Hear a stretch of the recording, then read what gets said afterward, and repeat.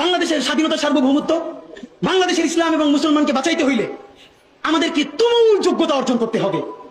এই মাদ্রাসা শিক্ষিত জনগোষ্ঠীর মধ্যে হাজার হাজার ছেলে লাগবে যারা সিএনএন আল জাজিরায় তুমুল ইংলিশে বলতে পারবে।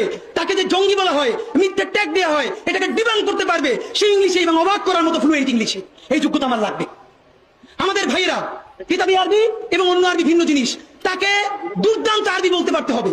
আমাদের প্ল্যাকার্ডে ইংলিশ কই, আমাদের প্ল্যাকার্ডে আরবি কই। ভাই, নিজের কাজ নিজে না করলে অন্য কেউ কইরে দেয় না। প্লিজ আপনারা কয়দিন আমারে কয়দিন ওরে ভাই মনে করবেন, এরপর তো আমি আপনার বিপক্ষে বলবো, তখন আবার গাই নেবেন, এইটা কইরেন না। নিজে শক্তিশালী হন, নিজে যোগ্যতা অর্জন করেন। আমার গালি দিয়ে হইলেও, বকা দিয়ে হইলেও যে এই পুচকি বলা এত ভাব লয়, যা যোগ্যতা অর্জন করে ফেলাই। তবে কি জানেন, মিছিল দিয়া জান দেওয়া এটা একদিনের কাজ, 3 দিন 5 দিন 1 মাসের কাজ। যোগ্যতা তো আর 1 বছরে অর্জন হয় না।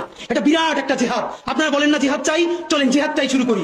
সেই জিহাদটা হইল একজনের সব করার দরকার নাই। এই দেশে আমাদের অনেক মাশাআল্লাহ আলেম হইছে।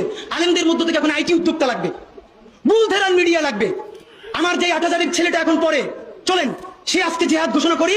আগামী 5 বছর পর, আগামী 10 বছর পর আমি এমন প্রতিষ্ঠান গড়ে তুলবো যে এটা শুধুই ইসলাম আর মুসলমানের প্রতিষ্ঠান না, এটা আবমর বাংলাদেশের প্রতিষ্ঠান হবে। আর দেখেন, যতবার ইসলাম কায়েমের কথা বলি, তার আগে যদি ইনসাফ কায়েমের কথা বলতাম, আমার হিন্দু অন্য ধর্মের ভাইরাও তো সাথে পাইতাম। কেন? ইনসাফ যদি রাষ্ট্রে কায়েম হয়ে যায়, তাহলে 80% ইসলামকে এমনিতেই কায়েম হয়ে যায়।